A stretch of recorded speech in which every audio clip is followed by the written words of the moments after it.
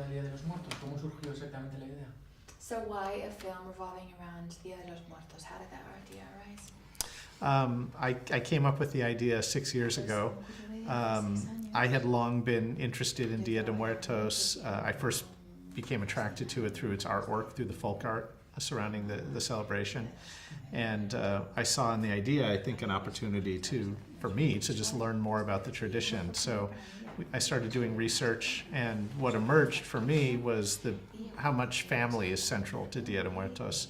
Love of family, this obligation to remember our loved ones and pass their stories along to the next generation. And of course, the Mexican culture is so colorful and musical. I felt like we had all the ingredients to tell a story that would be unique and could sit alongside the other films that we'd made at Pixar. There was a bit of a controversy that broke out in 2014 around the film, and then you hired external consultants. So what did they bring on board? How did they contribute to the development of the story? No, go ahead. Well, yes, we did bring on consultants, and that was a blessing. They came from some of the, I guess, what the trademark issue. But we did bring on these amazing consultants who really helped us make the film in so many ways, and they contributed in lots of little details that we were already working with internal consultants. Oh gosh, can we start all over? I'm lost. Yeah. My thought. You start. We'll start over again. Can we start that over again? Okay. You go. Oh, that's right. Yeah. Yeah, we did have something that happened very early on that was unfortunate, having to do with the title of the movie, and there were some people in the Latino community that were upset, and so it was a big wake-up call for us that we needed to do everything that we could to ensure that this film was authentic and respectful, which was our intention from the very beginning. But when that happened, it kind of accelerated and enhanced kind of the need to really do things right. And so it was at that point that we brought in a bunch of consultants to work with us on the movie. In addition to all the, there are many Mexican and Mexican-American folks on our crew, and we also went on lots of research trips down to Mexico. Everything all together was in an effort to be authentic and respectful. And that's what we tried to do every day during the entire 6 years that we spent making the movie. These 6 years, while you were making the film also, the Libro de la Vida, the Book of Life, also opened. I don't know if that affected in any way, if you had to make some changes or adjustments based on. No, thankfully we didn't.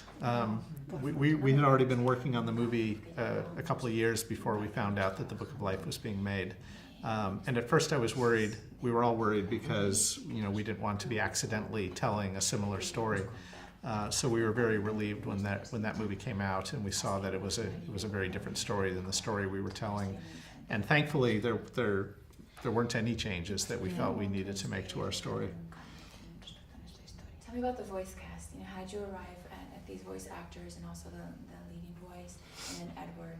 Because it's a smaller role, but it's central to the film as well. Edward James Olmos. So you want to talk about the English cast, English-speaking cast? Well, in particular for Miguel, is played by Anthony Gonzalez. We did this giant casting call. We spent quite a long time just trying to find the perfect kid. And Anthony auditioned early on. He came in and started doing some of the temporary voice for us.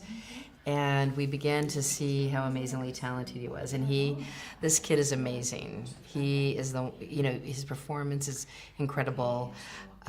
He's a pure spirit himself. He can act really well. He's very warm and charismatic, and he can sing. Mm-hmm.